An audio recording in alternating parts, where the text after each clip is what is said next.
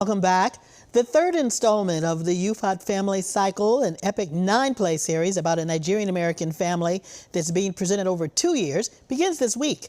It's called Run Boy Run, but it's a different format from the first 2 plays written by Wellesley College alumna Mfoniso Udofia. Joining us today is Chike Johnson, who plays the patriarch of the UFOT family, Disciple Ufot. Thank you for stepping out of rehearsal to join us today. Good to see you, Chike. Good to see you. Good to see you. Good morning. So let's start with what's unique about the presentation of Run Boy Run. It's going to be an audio-only play shared in a podcast for the audience. It's going to be, yes, it's going to be a podcast, but there are going to be 2 live readings, one at the public library and one here at the Huntington Theater. So we met Disciple in Sojourners and The Grove, the previous plays, but each of the plays are written to stand alone. So your audience and our viewers might not know about his character. So if you would, reintroduce us to him and give us a brief preview about what we're going to learn about him.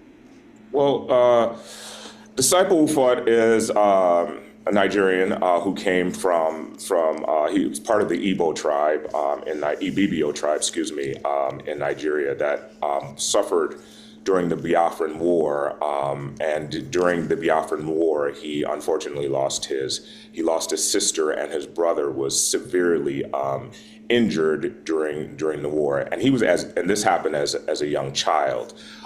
He gets the opportunity to come over to the United States where he studies. He goes to school and he studies and he begins his life here.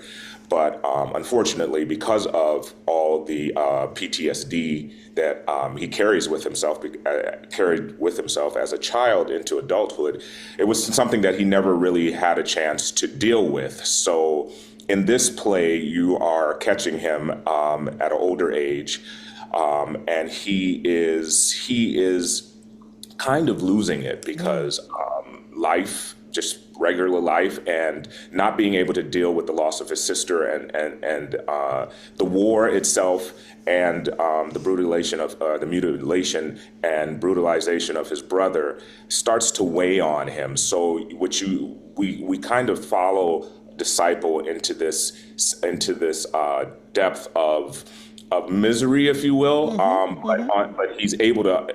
Fortunately, he's able to come out at the end on the other side. So another major difference in this production is that you're playing the role opposite Mfoniso, the actress, and not just Mfoniso, the playwright. How does it feel to perform alongside her?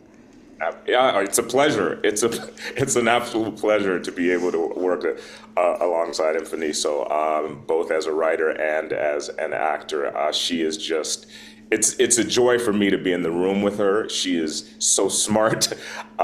She is present. She is open. She has all the qualities you want when you work with somebody on stage. She's got a lot of light. She's got a lot of light following her around. Now, what is it that you think makes Run Boy Run special in this series of plays? If someone was only going to see or hear one, what's your pitch for this one?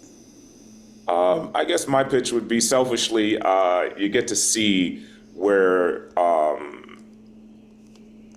Disciple comes from, and you get to understand why he is the way he is.